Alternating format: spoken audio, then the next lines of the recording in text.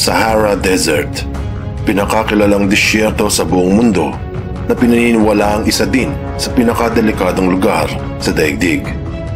Bagamat hindi ito ang pinakamalaki, 11 bansa ang nasasakupan nito, mula sa Ehipto hanggang sa Africa, at ito ay patuloy na lumalawak habang lumilipas ang panahon.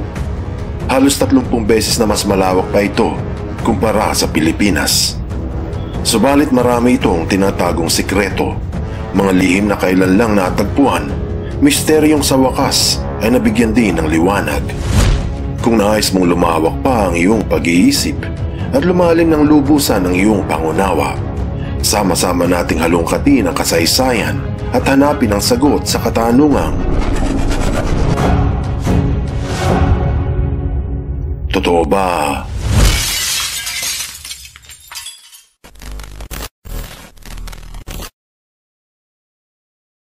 Nasaan ang Sahara Desert?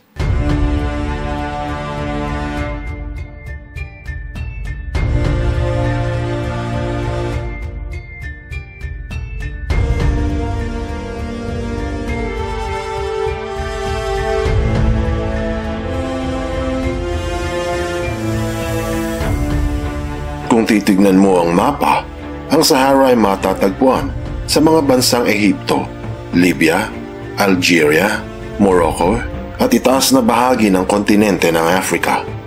Napakalawak ng nasasakupan nito, subalit hindi ito ang pinakamalaking disyerto. Marahil hindi ka maniniwala kung sasabihin sa iyo na ang pinakamalawak na disyerto sa daigdig ay balot ng yelo. Ito ay ang Antarctica. Ayon sa NASA, ang Antarctica ay isang disyerto dahil sa hindi ito inuulan, hindi rin ito tinutubuan ng mga puno o anumang halaman. Ang disyerto ng Sahara kumpara sa Antarctica ay ang pinakamalaking mainit na disyerto. Ang ulat ng Live Science, ang Sahara ay may lawak ng mga 9,400,000 square kilometers kumpara sa Pilipinas na may sukat ng mga 300,000 square kilometers. Sa madaling salita, sobra sa 30 beses ang laki ng Sahara kumpara sa bansa. Subalit ang sukat nito ay nagbabago depende sa klima ng panahon, kaya ang ulat hinggil sa tunay na lawak ng disyerto ay paiba-iba. Ngunit isang sinasang-ayunan ng lahat ng mga eksperto ay ang init sa lugar.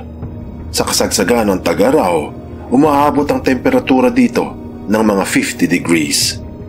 Ayon sa Esquire magazine, ang pinakamainit na temperatura na naitala sa Pilipinas ay 42 degrees na 2 beses lang naganap noong 12 buwan ng Abril taong 1912 at 11 ng Mayo taon namang 1969 sa Cagayan. Ang temperatura sa Sahara na umaabot ng 50 ay nararanasan ng ilang buwan, taon-taon.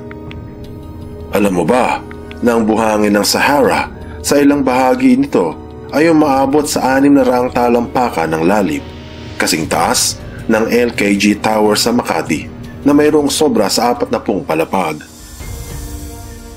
Ilan lamang ang mga ito sa nakamamanghang katotohanan hinggil sa disyerto ng Sahara. Ngunit kaila sa marami na ang tuyot at napakainit na lugar ay hindi dating disyerto.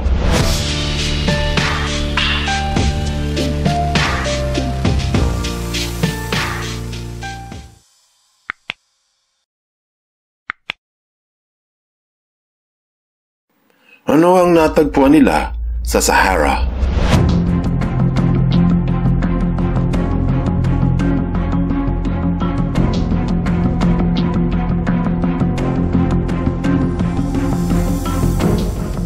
Sa loob ng maraming taon, gamit ang mga satellite sa kalawakan at iba pang teknolohiya sa daigdig, maraming nakamamanghang bagay ang natagpuan sa ilalim ng buhangin ng Sahara.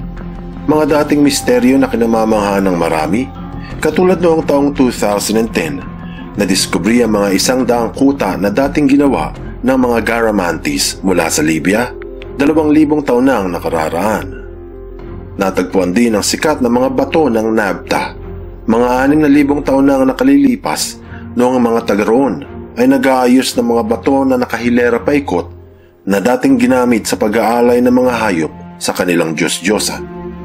Pinaniniwalaan ng mga bato ang nakahilera sa posisyon ng Orion's Belt. Subalit ang pinakanakagugulat na natagpuan sa ilalim ng buhangin ay ang mga bakas ng natuyong ilog na dating dumadaloy sa gitna ng ngayong tuyot na Sahara. Ayon sa The Guardian, gamit ang Japanese Earth Observation Satellite, natagpuan sa ilalim ng makapal na buhangin ng Sahara Desert ang mga bakas ng malalaking ilog. Bahagi ito ng tinatawag na Ilog Taman Rasset, ang pinaniniwalaang higanting ilog na nooy bumubuhay sa maraming halaman at mga punong kahoy bago ito naging disyerto. Kaya ang tanong ng marami, paano ito nangyari? Ayon sa Science Daily, isang pagsusuri na ginawa sa Texas University na nung nakaraang 6,000 taon, malimit ang pagbuhos ng ulan sa lugar ng Sahara. Dahil ito sa tinatawag na Hadley Circulation, ang mga hanging mahalumigmig na umiikot sa ating daigdig. Sabi din ng mga propesor sa universidad na ito ay may ugnay sa El Nino at El Niña. Ito din ang sabi ng physics.org na sa isang pagsusuri sa universidad ng MIT, gamit ang nakolektang lupa mula sa kaliwang parte ng Africa, napagalaman ng mga eksperto na kada ilang libong taon, nagtatagulan sa ibang parte ng disyerto. Sa katunayan, natagpuan dito ang tinaguriang Whale Valley, ang labi ng mga patay na balyena. Sa pinaniniwalaang natuyong bahagi ng karagatan ng Tethys, malapit sa bansang Ehipto, nahukay sa ilalim ng Sahara ang napakaraming buto ng mga balyena, pating at iba't ibang uri ng isda. Patunay na ang lugar ay hindi dating tuyot katulad ng masasaksihan natin sa kasalukuyan.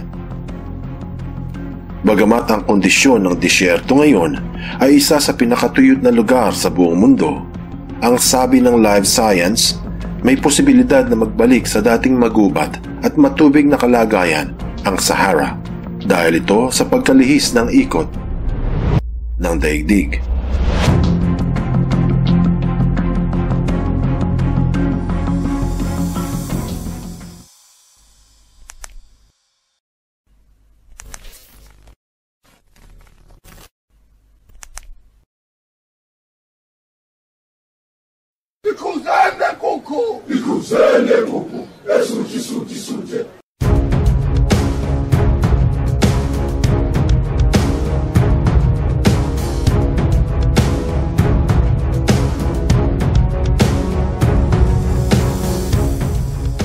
Ayon din sa mga eksperto, ang unti-unting pagtuyot ng Sahara noon ay nangyari sa loob lamang ng 200 taon. Ngunit kung kailan muling magiging magubat ang disyerto, ay ilang libong taon pa ang kailangang hintayin. Anong aral ang mapupulot dito? Kung iisipin, nakapanghihinayang na ang napakalawak na lupain ng Sahara ay walang silbi sa tao ngayon dahil sa ito ay lubusang tuyot, walang punong kahoy na mapagsisilungan, walang halamang nagbubunga at walang ilog o anumang mapagkukuhanan ng inuming tubig. Hindi katulad ng Pilipinas na kung ano ang wala sa disyerto ay marami sa bansa. Naglalakihang mga punong kahoy, sari-saring halaman na nagbubunga ng masasarap na prutas na makakain ng mga hayop doon at ng mga mamamayan. Subalit kung hindi aalagaan ang ating kalikasan, lahat ng ito ay maaaring mawala. Kaya huwag pahintulutan ng illegal logging na nagdudulot ng deforestation na pumapatay sa kapaligiran. Dahil kung hindi, mayaman ka man o mahirap, pagsisisihan ng lahat ang pagkaubos ng mga punong kahoy at halaman sa bansa.